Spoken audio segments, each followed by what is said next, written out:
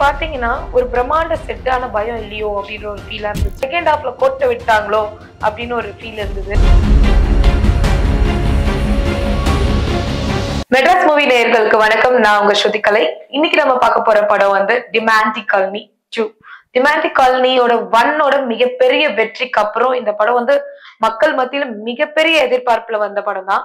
அதாவது இந்த படத்துல வந்து சாம்சியஸோட மியூசிக் இந்த படத்தோட மிகப்பெரிய பக்கபலமா இந்த படத்துக்கு அமைஞ்சிருக்கு. இந்த படத்தோட ஒன் லைன் பாத்தீங்கன்னா உங்களுக்கு ஆல்ரெடி உங்களுக்கு தெரியும். பார்ட் 1ல வந்து டிமாண்டி காலனின்னு ஒரு காலனி இருக்கும். அந்த காலனிக்குள்ள ஃப்ரெண்ட்ஸ் போயிடுவாங்க. அங்க வந்து அவங்க தப்பிக்கும் போது ஒரு செயினை கொண்டு வந்துருவாங்க. சோ அதுக்கான ஒரு ஒரு ரெஃபரன்ஸ் பார்ட்டா திருப்பியும் அருள்நீதி வந்து இறந்த மாதிரி காட்டியிருப்பாங்க. இதுல என்ன ஆனாரு, அது என்ன ஆச்சுன்றத கதை. பட் இந்த கதையில வந்து ஒரு சின்ன சின்ன ட்விஸ்ட் வச்சிருக்காங்க. அதாவது பார்ட் 1யும் பார்ட் 2யும் வந்து பயங்கரமா கனெக்ட் பண்ற விதமா பிரியா பவானி சங்கர் வந்து இந்த படத்துல நெக்ஸ்ட் லீடா பண்ணியிருக்காங்க டெபி அப்படின்ற ஒரு கேரக்டர்ல. சோ இந்த கதையில வந்து 2 அருள்நிதி இருக்காரு. ஒருத்தர் வந்து பாத்தீங்கன்னா நம்ம பார்ட் 1ல பார்த்த ஸ்ரீனிவாசன், 2வது அருள்நிதி வந்து இதுல ரகு. சோ இவங்க 2 பேரும் இந்த கதையில வந்து இன்வால்வ் ஆயிருக்காங்க. இந்த கதை சொன்ன விதம் பாத்தீங்கன்னா ரொம்ப நல்லா இருந்தது. ஃபர்ஸ்ட் ஆஃப்ல வந்து அதாவது பார்ட் 1 வந்து நம்ம எப்படி மக்கள் கொண்டாடினாங்க அதுக்கேத்த மாதிரி இந்த ஃபர்ஸ்ட் ஆஃபும் வந்து மக்கள் கொண்டாடுற விதமா நிறைய சீக்வன்ஸ் வந்து நம்ம டைரக்டர் அஜய் வந்து சூப்பரா பண்ணியிருந்தாரு. இந்த படத்தோட மிகப்பெரிய பிளஸ் அப்படின்னு பாத்தீங்கன்னா மியூசிக் தாங்க. மியூசிக் மட்டும் இல்லைன்னா ஒண்ணுமே இல்ல. அங்கங்க ஒரு யூனிக்கான மியூசிக் சாம்சியஸ் வந்து சூப்பரா கொடுத்திருந்தாரு. சில நேரத்துல அந்த மியூசிக் தான் நம்மள வந்து நிறுத்த வச்சதுன்னு சொல்லலாம். எனக்கு என்ன இந்த கதையில ஒரு சின்ன மைனஸ் அப்படின்னு தோணுச்சுன்னா கதை வந்து இப்ப டிமாண்டி காலனி 1 பார்த்தவங்களுக்கு அந்த படம் வந்து எல்லாருக்குமே பிடிக்கும். பிடிக்காதவங்க அலையில. ஏன்னா கொஞ்சம் பயம் இருக்கும். ஒரு ரூம்குள்ளேயே எடுத்த ஒரு கதை.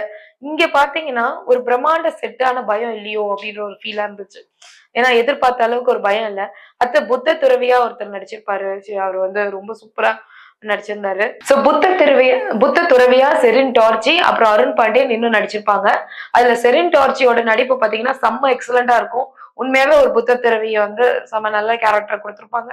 இந்த கதையில வந்து எனக்கு வந்து என்ன சொல்றது, ஃபர்ஸ்ட் ஹாஃப் வந்து ஒரு கதையோட இன்னொரு கதை, அதாவது பார்ட் 1க்கும் பார்ட் 2க்கும் சூப்பரா ஒரு மிஸ் மேட்ச் கொடுத்து பக்காவா வந்து கதையை வந்து நகர்த்திட்டு போனவங்க செகண்ட் ஹாஃப்ல கோட்டை விட்டாங்களோ அப்படின்னு ஒரு ஃபீல் இருந்தது. இன்னொன்னு பாத்தீங்கன்னா செகண்ட் ஹாஃப் அந்த அளவுக்கு ஒரு பயம் இல்ல. ஏதோ பயங்கரமான அனிமேஷன் கிராபிக்ஸ் எல்லாம் யூஸ் பண்ணி ஒரு பயமே இல்லாம ஆக்கிட்டாங்க. அதே நேரத்துல அனிமேஷன் கிராபிக்ஸ் எல்லாம் நல்லா பண்ணிருக்காங்க. சிஜி ஒர்க் வந்து இதுல நல்லா இருக்கு. ஒரு கதைக்களமா நகர்த்திட்டு போகும்போது நல்லா இருக்கு. ஆனா செகண்ட் ஹாஃப்ல வந்து இந்த பேய் இது ஒரு ஆக்சுவலி ரிமாண்டி அப்படின்ற ஒரு பேய் படம்.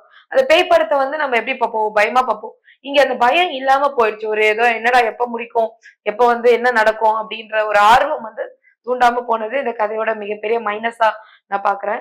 அதர்வைஸ் இந்த படம் வந்து ரொம்ப நல்லா பண்ணிருக்காங்க. எல்லாருமே ரொம்ப நல்லா பண்ணிருக்காங்க. இதுல வந்து சரி நம்ம பிக் பாஸ் அர்ச்சனா நடிச்சிருக்காங்க. சோ அவங்கதான் சிஸ்டர் கேரக்டர்ல நடிச்சிருப்பாங்க. இன்னும் நமக்கு தெரிஞ்ச சில பேர் வந்து இந்த கதையில நடிச்சிருக்காங்க. ஒரு ஸ்மால் யூனிட், கொஞ்சமான சின்ன காஸ்டிங் தான். வந்து நிறைய நல்ல ஒரு கதையை கொண்டு வந்திருப்பாங்கன்னு நினைச்சோம். ஆனா இந்த கதையோட ட்விஸ்ட் என்னன்னா கிளைமேக்ஸ் லாஸ்ட் 20 மினிட்ஸ் கொஞ்சம் நல்லா இருந்தது.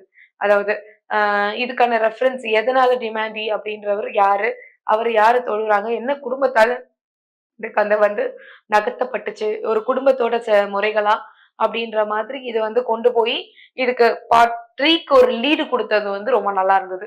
சோ எனக்கு எனக்கு பர்சனலா இந்த படத்துல வந்து ஃபர்ஸ்ட் ஹாஃபும் லாஸ்ட் அந்த 10 மினிட்ஸும் ரொம்ப பிடிச்சிருந்தது. இந்த படம் வந்து அந்த ஃபேமிலி ஆடியன்ஸா உட்காந்து தாராளமா பார்க்கலாம். ரொம்ப பயம் இல்லாததுனால குழந்தைங்களும் கூட்டிட்டு வந்து நீங்க பார்க்கலாம்.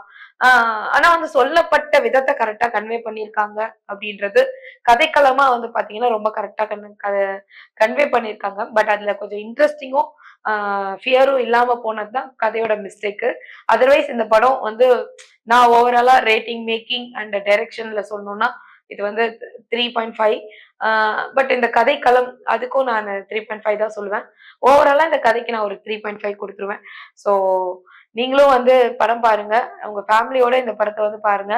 ஸோ பிரியா பவானி சங்கருக்கு இந்த படம் வந்து ஒரு சூப்பரான ஒரு நல்ல படம். ஏன்னா அவங்க கிட்டத்தட்ட டெபி அப்படின்ற கேரக்டராவே வாழ்ந்திருக்காங்க.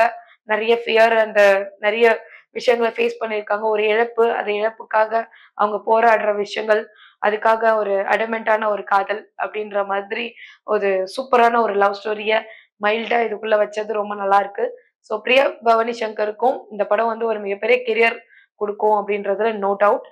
அருள்நிதி சாருக்கு இந்த படம் வந்து அண்ட் ஃபர்ஸ்ட் பார்ட் அளவுக்கு இல்ல அப்படின்னாலும், இந்த படத்துல அவரோட ஆக்டிங் நல்லா தான் பண்ணியிருக்கு. அவர் பார்ட்ட வந்து சூப்பரா பண்ணியிருக்காரு அப்படின்னு நான் சொல்வேன்.